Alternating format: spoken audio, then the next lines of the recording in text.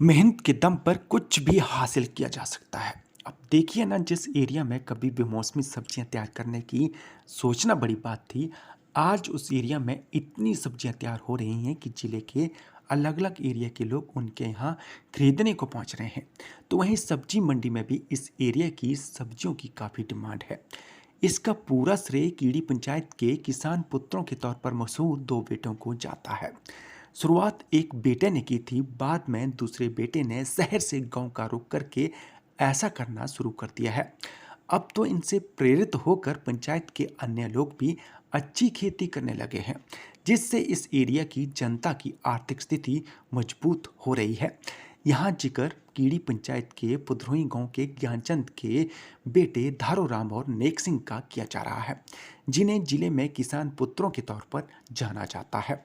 वैसे प्रगतिशील खेतीबाड़ी की शुरुआत की बात की जाए तो इसका पूरा श्रेय ज्ञानचंद के छोटे बेटे पधरोई निवासी धारोराम को जाता है, क्योंकि 19 साल पहले ये युवा किसान नौकरी की तलाश में यहाँ वहाँ भटक रहा था।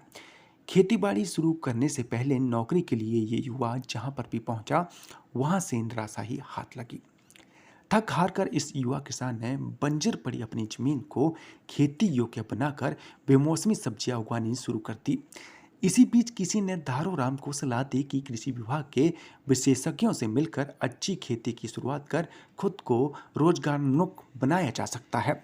फिर क्या था, इस युवा किसान ने झट से कृषि विभाग के विशेषज्ञों से संपर्क साधा और फिर बड़े स्तर पर खेती का फैसला कर लिया। शुरुआत में एक पॉलीहाउस लगाकर बेमौसमी सब्जियां उगानी शुरू की। पॉलीहाउस में तैयार होने वाली सब्जियों की अच्छी क्वालिटी लोगों को काफ़ी पसंद आई।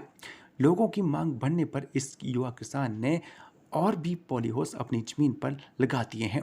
साथ ही सेब का बगीचा भी इन्होंने कड़ी मेहनत से तैयार किया है। सबसे बड़ी बात तो यह है कि धारोराम के खेतीबाड़ी में सफल प्रयोग से इनके बड़े भाई नेक सिंह ठाकुर इतने प्रभावित हुए कि शिमला में नौकरी छोड़कर इन्होंने भी अपने गांव पधरोई में पहुंचकर खेतीबाड़ी शुरू कर दी। आजकल दोनों भाई प्रगतिशील किसान के तौर पर जाने जाते हैं। दोनों वर्तमान में मशरूम, शिमला मिर्च, बंद गोभी, फूल गोभी, लहसुन की अच्छी पैदावार तो कर ही रहे हैं। इसके अलावा सेब की अच्छी फसल तैयार करके लोगों के लिए प्रेरणा स्रोत बन गए हैं। दोनों भाइयों को कृषि सम्मेलन और जागरूकता कार्यक्रम में विशेष तौर पर आमंत्रित करके लोगों को इस बारे प्रेरित करने को कहा जाता है।